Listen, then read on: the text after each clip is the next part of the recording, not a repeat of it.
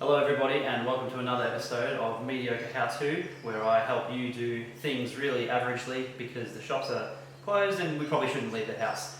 In today's episode we're going to be doing pasta because guess what? You can't find any on the shelves. So first you're going to want to find some flour. This is Tipo 00, the legit Italian stuff, and it supposedly works really well. And of course some eggs. That's it, those are the ingredients. I'm using free range eggs because I'm not a monster. Next you're going to want to combine the two. I have 4 eggs, so that means 400 grams of flour. I've heard somewhere that you should use 1 egg to 100 grams of flour, and that's enough for 1 serving.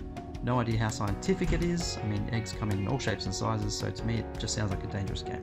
Anyway, add the eggs one by one. Careful not to lose any shell in the flour, as it would be unfortunate to chomp down on some eggshell with your bolognese. Also, don't do what I did and confuse 400 grams of flour with the 4 cups of flour you see here. This took ages to fix, but look, I warned you this was a mediocre how-to video.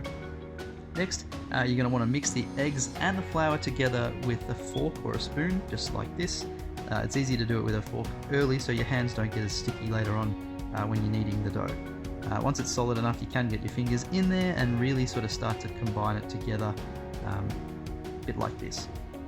Once it's formed a dough somewhat, turn it out onto a floured surface and knead that bad boy for a few minutes. Maybe like 5. It took a while. Anyway, then once it's nice and smooth and a little bit elastic, shape it into a bit of a ball, kind of like that. Grab some Glad wrap and wrap it up tight, just like what I'm about to do here. And then it's ready for the fridge. They say that you should put it into the fridge for about an hour. Not too sure why. I think it sort of does something with the proteins in the flour or something like that. Anyway, so whack it in the fridge for a bit, let it cool down, and then grab it out when you're ready. Once you got it, take it out of the fridge, take off the Glad wrap and whack it onto a floured surface, which I definitely did not do here. If you have a pasta maker, this part will be a lot easier, but I don't, so I'm going to be using the rolling pin that you see here. From here, you're going to want to sort of separate the dough into more manageable chunks, maybe like this, and then roll it into little noodles with your hands. I cannot stress this enough. Please flour your bench before doing this. It was Stick City and it was just not fun. After a while, the rolling pin, grab that, in it comes, and we're going to try and flatten out the pasta as much as we can. Of course, it won't be perfect, but this video isn't designed to be, so just do your best with what you have available. Don't forget to turn the pasta as well while you're rolling it out, making sure that the thickness is sort of even throughout, otherwise you might get a more doughy pasta when you eventually get around to boiling it. Anyway, yeah, so it's starting to look pretty good here. Just rolling it out. Remember to flour the surface after a while as well, which definitely helps, so make sure you definitely flour your surfaces. Anyway, it's starting to look good. So from here, enjoy a bit of a sped up version of the next few minutes. We didn't have a second rolling pin, so a bottle of San Pellegrino did the trick. Yep, it's definitely that sort of video.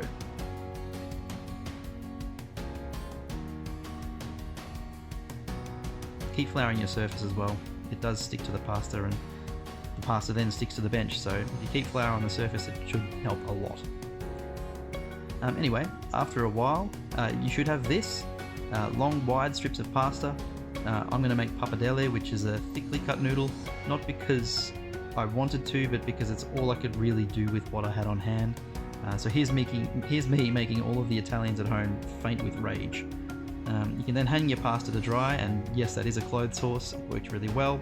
While the pasta's drying out, grab your pot, fill it with water, whack it on the stove, add some salt to the water, and wait for it to boil. Once your pasta has dried for a little bit and the water's boiling, add it as quickly as you can, otherwise they'll cook sort of at separate times. You don't want that. And then after a while, when it's al dente, you want to take it off the boil and strain it in a strainer. Add your sauce to the warm pot. In this case we had some bolognese in the freezer, so we just used that. Go and grab your pasta that is drained, and then add that back in and give it a bit of a stir. Excuse the foggy lens. Give it a good stir, make sure you coat the pasta with all the sauce, and then you're done. Voila! Alright, let's give the result a go.